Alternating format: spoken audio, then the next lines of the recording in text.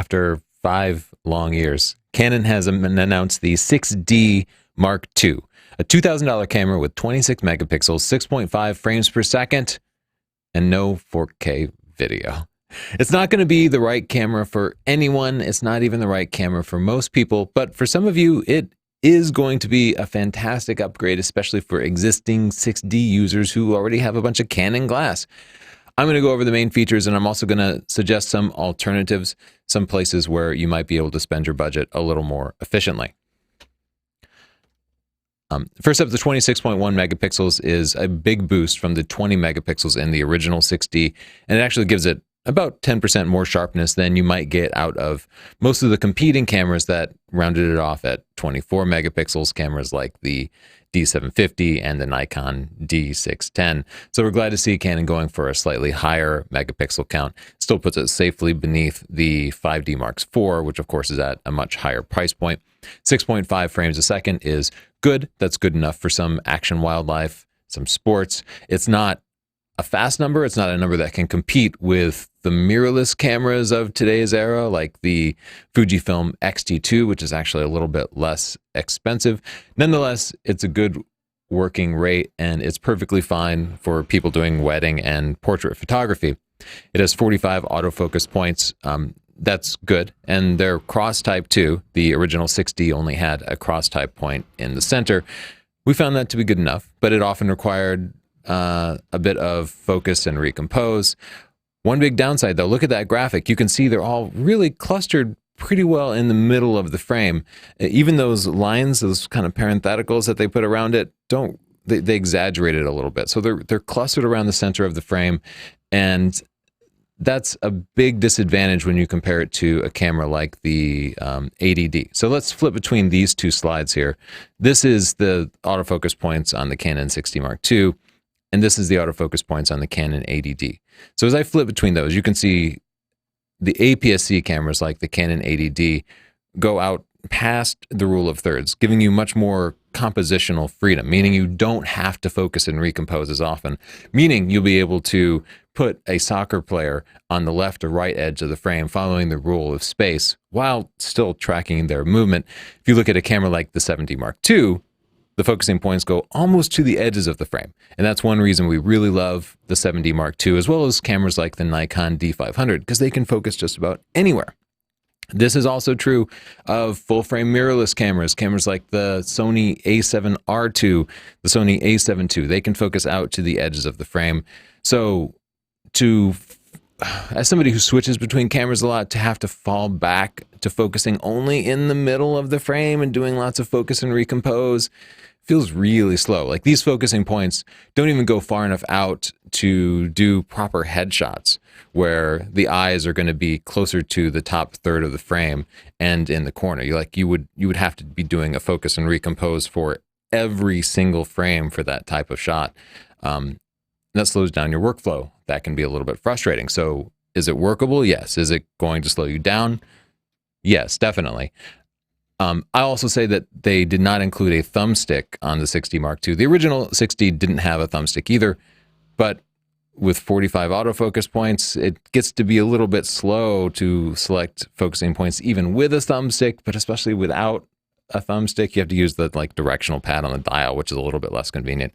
So I think you might find yourself tapping around quite a bit just to get the proper autofocus point selected.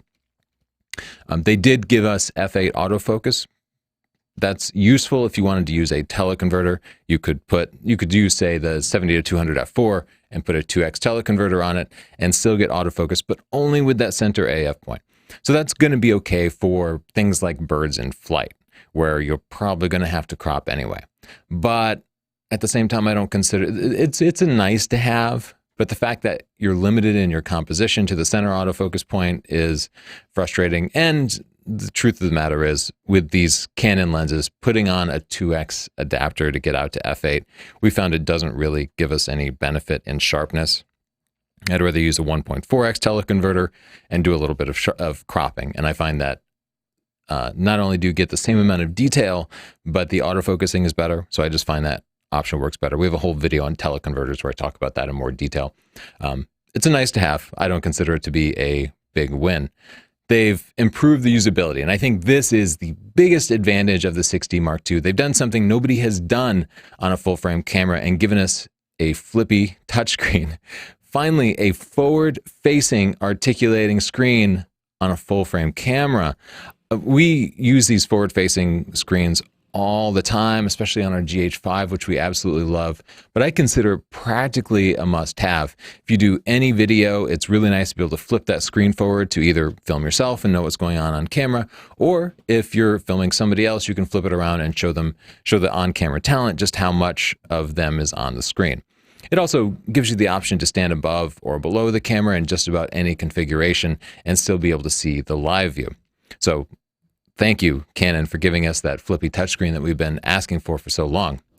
The buffer for shooting action, like I said, it shoots at 6.5 frames a second, and it will shoot 21 RAW files. So you're going to run out of buffer in probably about 4 seconds or so, especially with a faster SD card. It only has a single SD card. You can, if you're shooting JPEG, you'll be able to shoot 150 shots in a row. So for things like sports and action, you'll probably end up shooting JPEG because that 21 RAW buffer is going to be limiting really quickly. I promise if you are shooting RAW files, you're going to find yourself frustrated when it fills up. Especially because those are the most exciting moments when you're holding down that shutter and really shooting continuously quickly, and it will just miss those moments.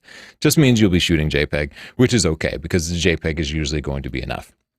I think the single disappointment for me isn't the lack of 4K, but it's the single SD card in this camera.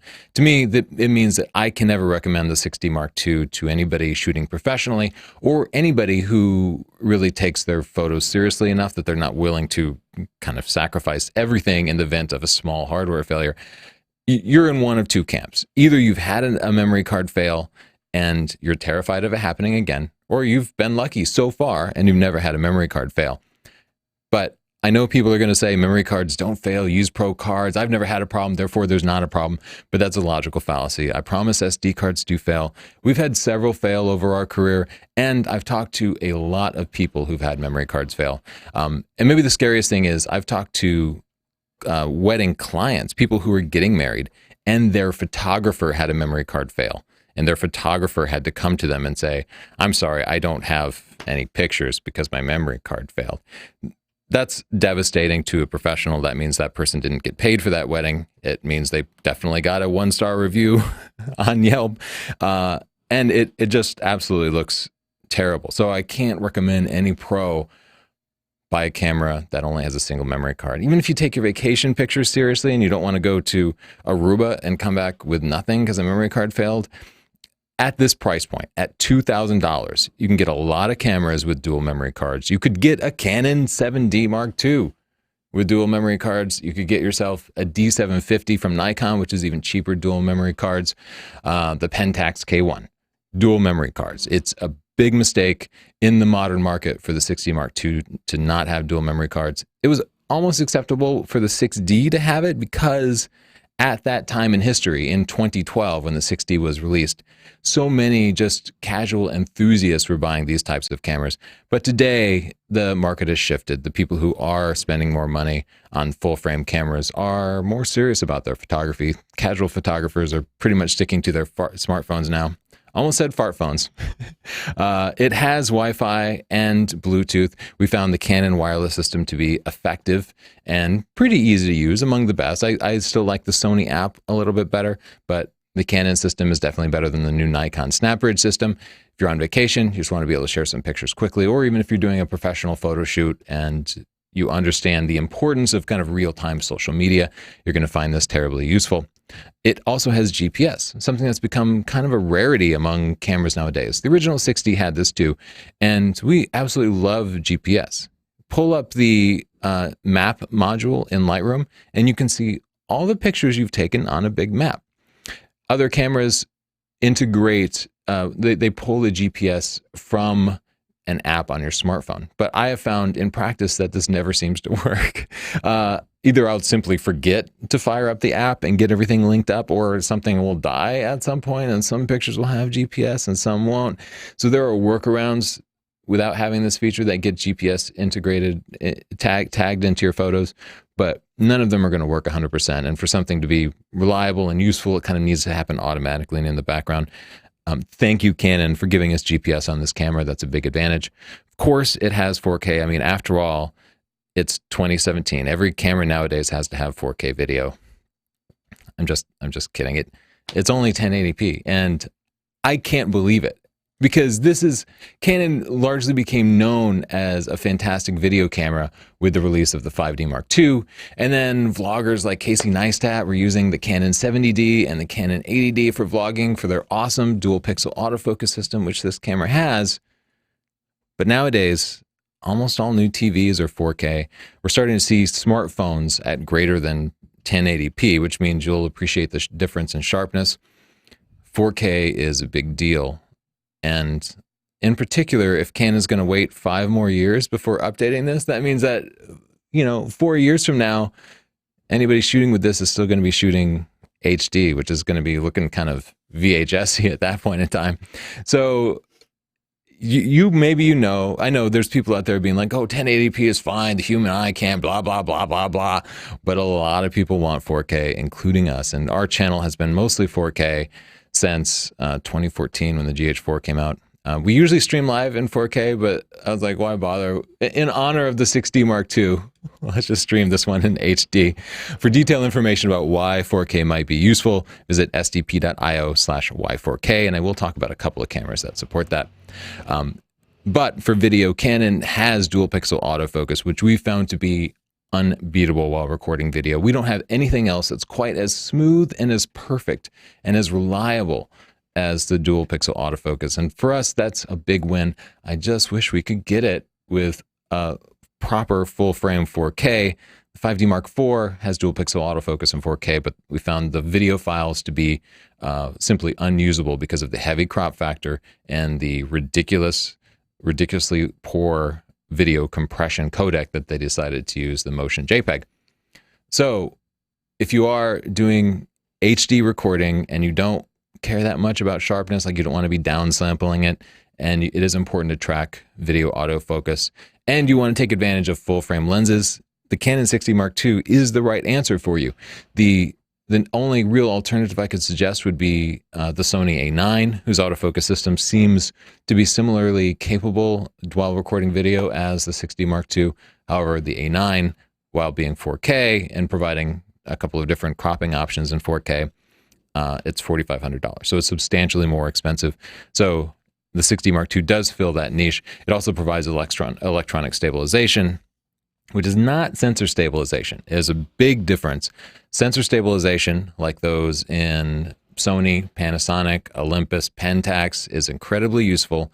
It physically moves the sensor. This does not move the sensor. It only works while recording video. It does not work when taking still photos, so you're not going to be able to take handheld pictures with your prime lenses with slow shutter speeds. You'd still get camera shake. It won't fix that. But if you're recording video while walking or simply want less shaky video, it can help. It's very similar to simply using warp stabilizer or some other type of stabilizer in post, but it saves you that extra kind of computationally intensive step. So for, a casual vlogger, you could turn it on and get a little bit less shaky video without having to do any post. As per usual, recording time is limited to 30 minutes. Most people don't care about that. But if you are recording, you plan to record your kid's concert or something like one of the GH series from Panasonic would be better, like a GH2, 3, 4, 5, any of those would give you longer recording times. It also has HDMI out, which, you're probably not doing that if you're using a 60 Mark II, and HDR video, which is Canon's way of kind of extending the dynamic range in video to pull the highlights down. Again, this is something you could do manually using something like S-Log in a Sony camera, but it's nice that Canon has it built in and you don't actually have to worry about any post-processing. I will say, when we've tested HDR video in the past, we found artifacts and flaws that made it simply not good enough for us because of the way it kind of mixes different frames together. So we kind of said we're just never going to use HDR video.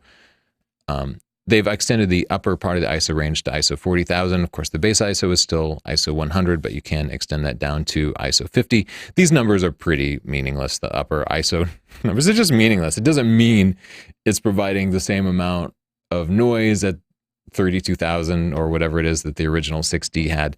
They could extend this artificially, and Nikon proved that by making their upper ISOs 1 million. It didn't mean that they were low light beasts. It didn't mean they were any better at all. You could allow ISO to go up to 1 billion. And I don't know why Canon doesn't let ISO go up to 1 billion, but whatever. They've made it at 40K. The price for this is $2,000. It should be shipping August 15th. So, yeah, a month and a half out. You can pre-order one at sdp.io/6d2. And thank you for using our links, because we get a few pennies out of every dollar that you spend, and it helps to support us. Canon's giving you a couple of different kit options. For $2,600, you can get the 24-105 f3.5 to f5.6 lens with it.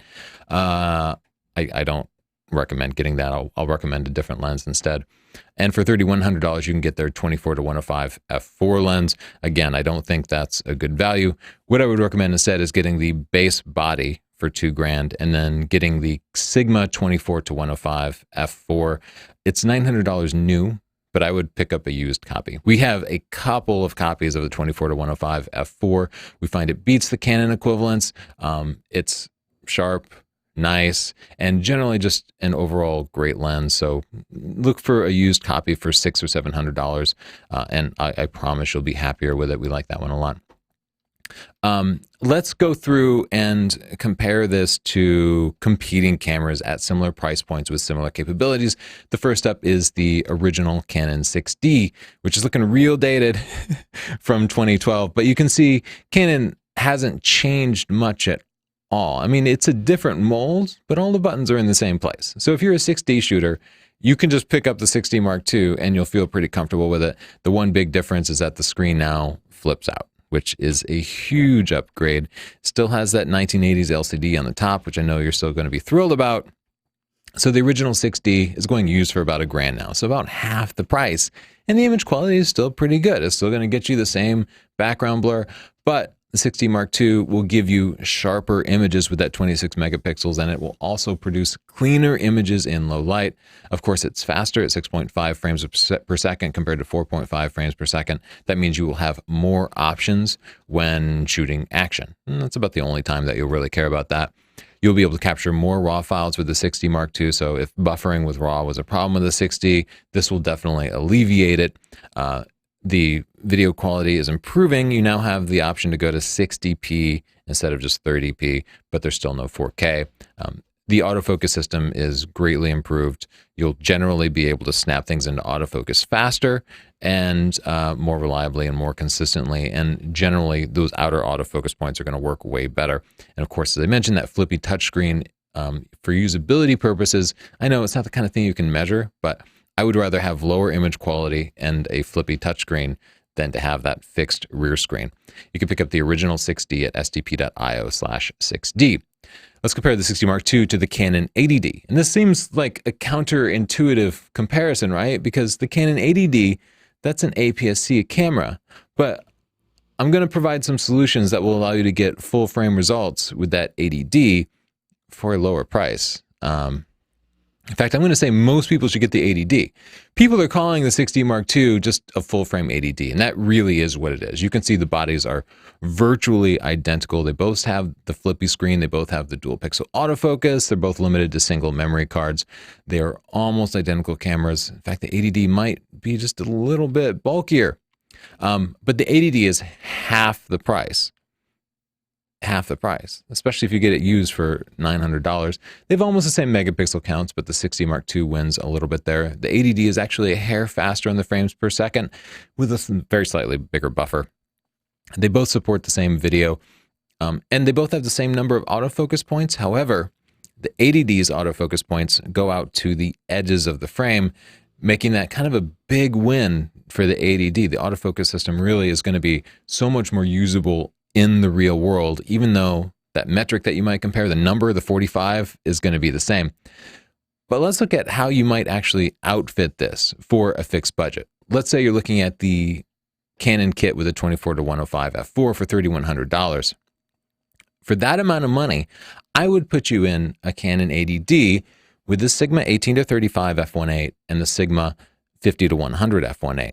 That will get you better images in low light. I'm going to say that again. You will get better images with the APS-C sensor than with Canon full-frame sensor if you get these fast lenses. We've proved this experimentally. It will also get you more background blur. So these two things that people associate with full-frame cameras, the big motivating factors to get full-frame cameras, are more background blur, better low-light images. But because it's more about lens availability than camera bodies and sensor sizes, you can get better results with an 80D for less money. These two lenses are also way sharper than you'll get with the full-frame f4 lenses from Canon or Sigma. And the 80D adds a headphone jack, which is going to be really useful for anybody shooting video.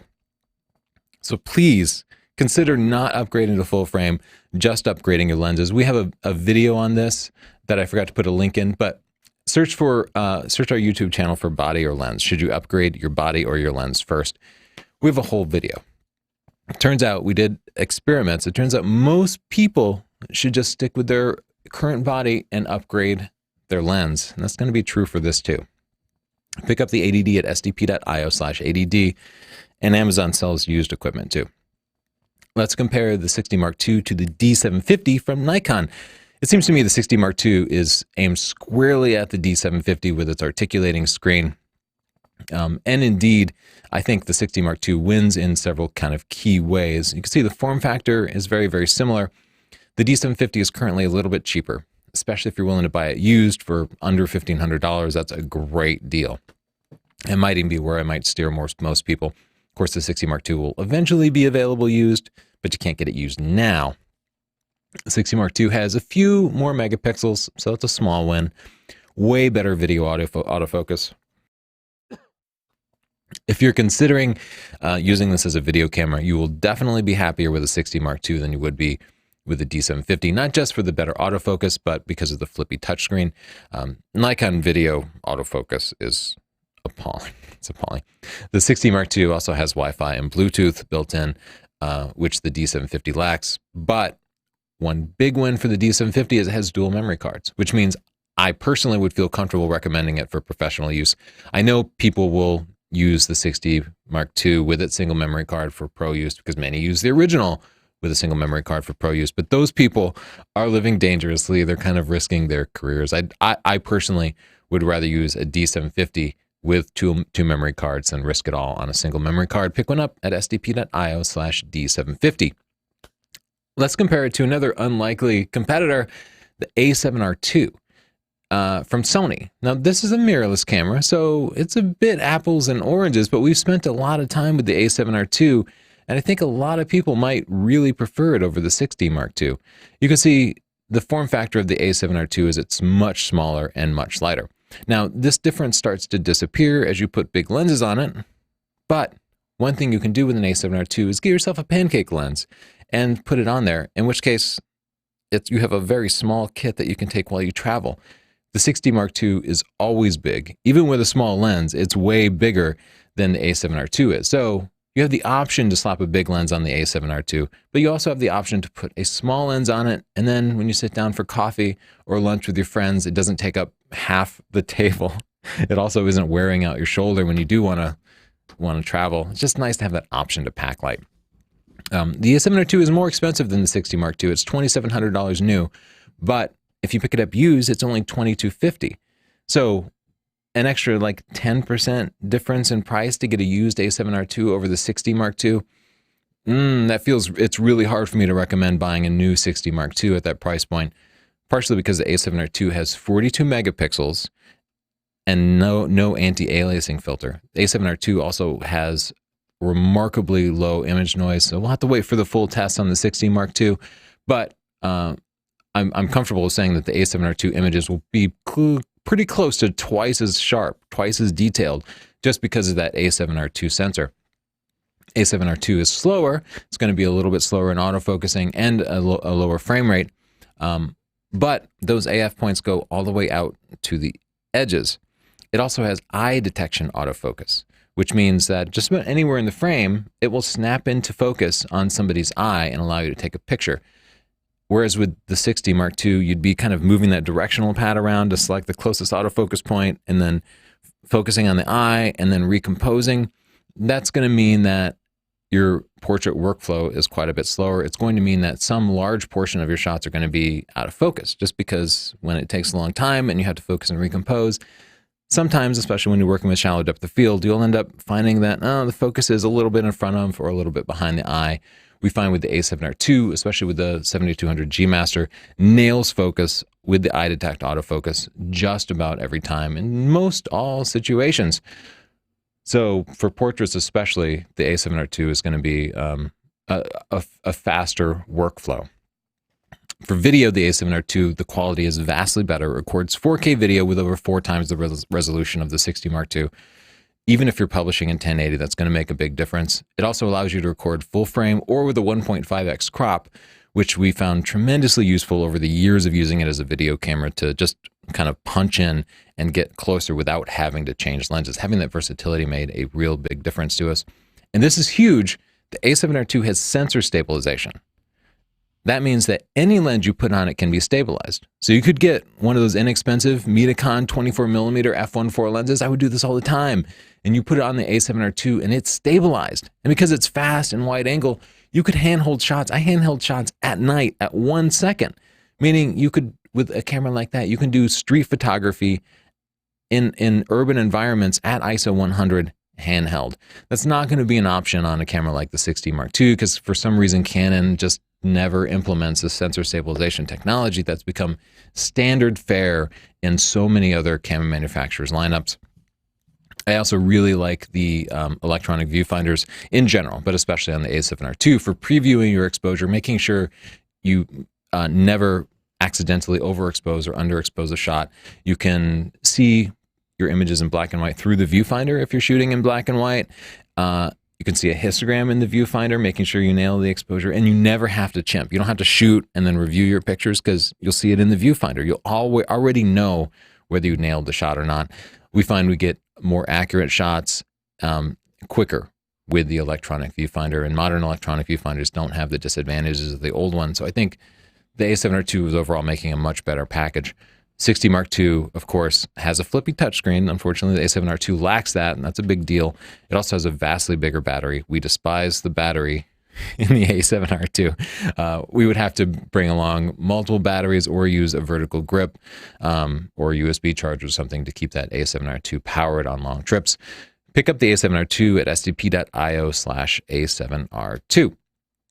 Finally, let's compare the 60 Mark II to the Pentax K1. Not a camera a lot of people think about, but the Pentax K1 is absolutely stellar. It has that amazing 36 megapixel sensor from the D810. It does have a tilty screen that will also tilt out to the side that won't flip forward. And the image quality is definitely going to beat the 60 Mark II, especially for sharpness, and especially because it has this kind of high-res mode that moves the sensor around. Images will be cleaner and sharper. But the Pentax K1 is a slow camera, both in the frames per second and the autofocusing. We found it frustrating. It's not a very good video camera at all. The 60 Mark II will definitely focus better for stills and video. And the 60 Mark II, of course, has native access to Canon's full lineup of lenses, which is a huge advantage because Canon's been making lenses for a long time, a whole lot of them. Well, Pentax has been making lenses for a long time too, but the actual lenses that are optimized for full-frame digital, at least according to Pentax, are much more limited. But another big one for the Pentax is, like the A7R II, it has sensor stabilization. So again, handheld with fast primes, you can get long exposures with the Pentax K1, and that we found has made a big difference in our real-world image quality because forget the reciprocal rule. You can be shooting at the reciprocal rule with a 36 megapixel sensor and still get visible reduction in sharpness if you don't have some sort of sensor stabilization. So if you want to use that Canon 24-70 f2.8, which doesn't have stabilization, or you want to use primes, I promise you will be losing sharpness if you use a camera without sensor stabilization. The Pentax can give you that. Pick it up at sdp.io/K1. So who do I recommend the 60 Mark II for? If you're shooting with the original 60 and you like it, upgrade. This is going to be a big upgrade for you. It definitely beats the original 6D in every way. If you're shooting a Canon APS-C camera, I can't say that I'm going to tell a lot of people to upgrade to the full frame body. You're probably going to be better off putting that budget into lenses. You'll get just more bang for your buck. I can't imagine anybody switching over to the Canon system from something else to get the 6D Mark II, nor if it's your very first camera, is it something I'm going to recommend most people get. I'd probably push you towards something like, well, the A7R II, or even a less expensive camera like the Fuji X-T2. Even though it's APS-C, it's generally going to probably get you better images for a variety of different reasons. So it is for DSLR lovers who need full frame lenses, people who aren't going to miss features that we love like sensor stabilization and electronic viewfinders. It is a DSLR and all those things that come with it. Canon continues the long line.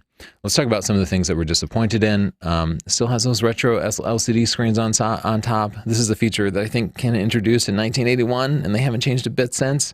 There are better display technologies, I promise, that don't use more battery power, that just have better image quality, that give you the ability to reconfigure it and customize it. Let's switch. Of course, no electronic viewfinder, no sensor stabilization, no 4K, no headphone jack, no focus peaking, kind of important for video, only a single SD card, and no USB charging. I also want to call Canon out on one more thing. I've never mentioned this before, but I hate that the mode dials use TV to mean shutter priority and AV to mean aperture priority. It's like time value and aperture value, but all the rest of the world uses S for shutter speed and A for aperture priority, S for shutter priority and A for aperture priority. And that makes sense. It makes it easier to teach. Let's just switch finally, Canon. Just give up this little bit of tradition and just give me an S for shutter speed. Thank you, Canon. We're excited about the 6D Mark II. Subscribe to see our full rigorous review. Remember, we'll be honest with you. We will recommend other cameras when needed, and we'll tell you to get the 6D Mark II if that really is the right camera for you. Any questions, any corrections, add it down in the comments. Also, check the pinned comment for any corrections that I might have to this video, because we do this live, so we can make mistakes. Thanks, guys. Bye.